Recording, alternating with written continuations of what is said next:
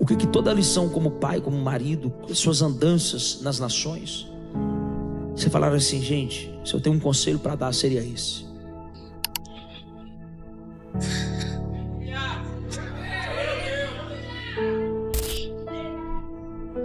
Geralmente as pessoas não entendem a forma que eu prego, né? E às vezes eu sou atacado na internet porque eu faço muitas frases. E as pessoas às vezes me ligam me xingando. Até esses dias me colocaram num site aí falando que eu sou o Salomão do século 21, o homem das frases. Que bênção. É igual Jesus, né? Quem os homens dizem que eu sou? Elias. Me compara com gente top, tá bom. Perdi meu pai há 12 anos. E encerrando a minha fala, eu tenho tentado amar Jesus. Eu tenho tentado amar Jesus. Eu tenho tentado amar Jesus. E hoje, diante de muitos lugares que pela bondade de Deus eu tenho ido, eu sempre encerro falando isso. Só lute para amar Ele. Meu pai era um velho. Meu pai lia muito a Bíblia, vocês não têm noção. Eu desconheço alguém com a cabeça mais rápida do que meu pai. Vocês ficam, o Jacques tem a cabeça rápida. Vocês não têm ideia que era meu pai. E algumas coisas que eu falo hoje, papai falava antes. Essa maneira de trocadilho é tudo dele. E uma coisa que ele falava que eu nunca vou esquecer: Jesus nunca chamou Deus de Deus, só chamava ele de pai. E nunca chamou Maria de mãe, só chamava ela de mulher. Jesus só está colocando as coisas em ordem. Mas ele dizia o seguinte: toda vez que você conhece a religião, ela te apresenta um Deus. Mas toda vez que você conhece o Filho, ele vai te revelar um Pai. A última coisa que eu ouvi da boca dele, falando da Bíblia, eu fiz um podcast agora com o Negro, eu falei sobre isso. Ele diz para mim, eu lembro disso, eu repito o que ele falava. Eu tenho coisas anotadas que ele falava. E ele dizia o seguinte: o filho pródigo perdeu a herança, perdeu os amigos, perdeu o trabalho, mas ele não perdeu uma coisa: o caminho de volta para casa. E o que conectou ele ao Pai foi o caminho. Porque, Pedro, encerro, as pessoas querem conviver com a sua espiritualidade, mas elas não sabem conviver com a sua humanidade. Eles estão prontos para conhecer o pastor Pedro, mas eles não estão prontos para lidar com o Pedro.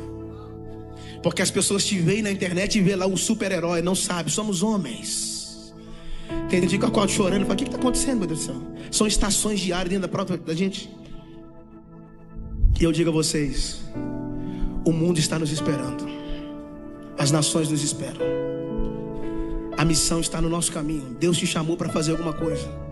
O seu Instagram não é uma plataforma para que o seu corpo seja mostrado. O seu Instagram é uma plataforma para que Cristo seja conhecido.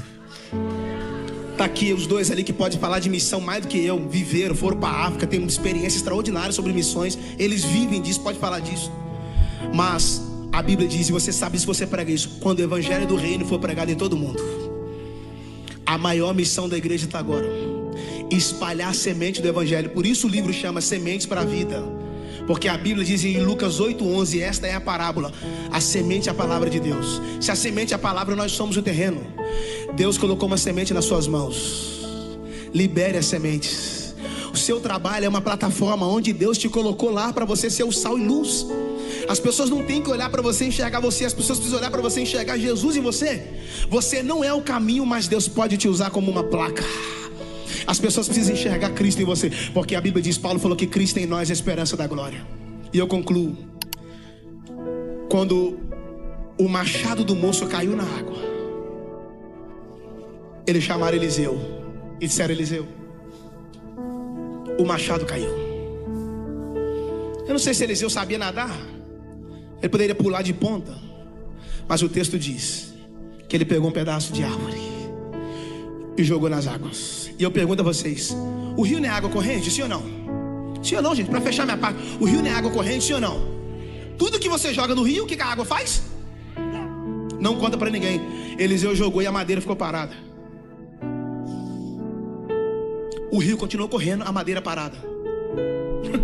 O rio correndo, a madeira parada. O que eu aprendo? Que o machado que caiu fala de Adão, mas a madeira parada fala da cruz. A água fala da vida, que ela leva a história de todo mundo, menos a mensagem da cruz. O mundo inteiro, a história de Michael Jackson daqui a pouco passa, a história de Maradona daqui a pouco passa, a história do Messi daqui a pouco passa, mas a história do homem da cruz, a água não vai conseguir levar. O mundo não vai conseguir apagar essa história. Entenda, quando os hebreus saíram do Egito, eles ainda sentiam saudade de lá. O maná perde o sabor quando a cultura egípcia ainda continua sendo saboreada na mente de quem esteve lá.